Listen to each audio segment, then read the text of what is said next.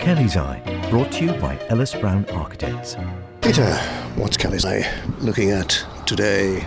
Today, David, I'm beginning to wonder, have they built the new prison without us knowing? Because we've got a building here, and it's surrounded by a high fence, and to get in you've got keypads, and you've got things where you talk to somebody inside as you pull up in your car, and you've got security lights around. There's not a soul around.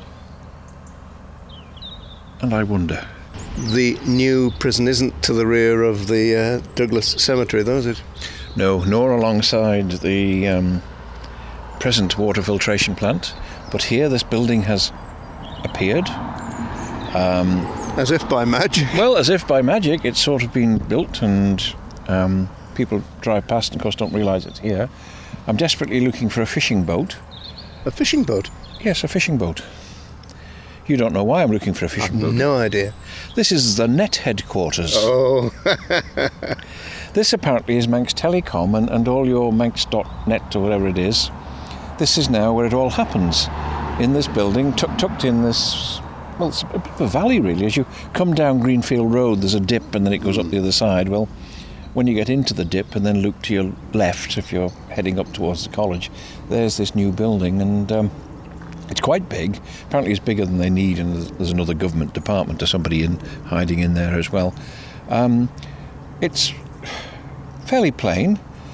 Semi-industrial, I suppose. Well, yes. I mean, basically they've put a framework up and then put a brick skin round it. So you've got what's obviously office or something single-storey in the front, and then the main bit of building is two-storey. There's a circular... Well, we can't see. We're looking against the setting sun, but I don't know. There's a window. Anyway, there's a big round circle in the gable, designed by Savage Chadwick, who normally give us those roller coaster roofs that you've got on the power station. They haven't this time, have they? Well, they haven't this time. It's a more traditional roof. And there's not a great deal more I can say about it, except the grass is well cut around it, and it's all very neat and very tidy, and not a sign to tell you what it is. We have paid for it through our telephone bills, presumably.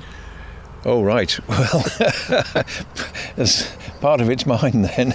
Yes. Well, no doubt we'll be told it's part of the infrastructure development, etc., etc. But, yeah, it's obviously serving a good purpose with the internet, which gets bigger and bigger. So not knowing too much about these things, this is where cyberspace is, obviously. Cyberspace is here. But does it have to have such... security as this, these very tall fences? I mean, you'd have a job. If you had very strong wire cutters, you'd get in, I suppose, but there wouldn't be a lot of point in getting there anyway. Well, I suppose you could bring the country to its knees if you can kill off the internet. You can do that without going into a building like this. Well, apparently that's right. They do. Well, yes, no doubt they do. But anyway, it's the way of modern life, I'm afraid. It's security is there, and we've certainly got it.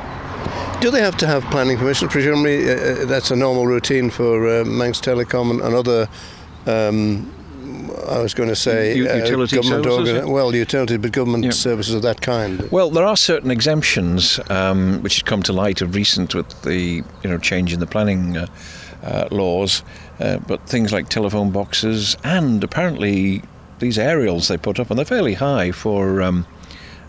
mobile phone transmission, don't need permission.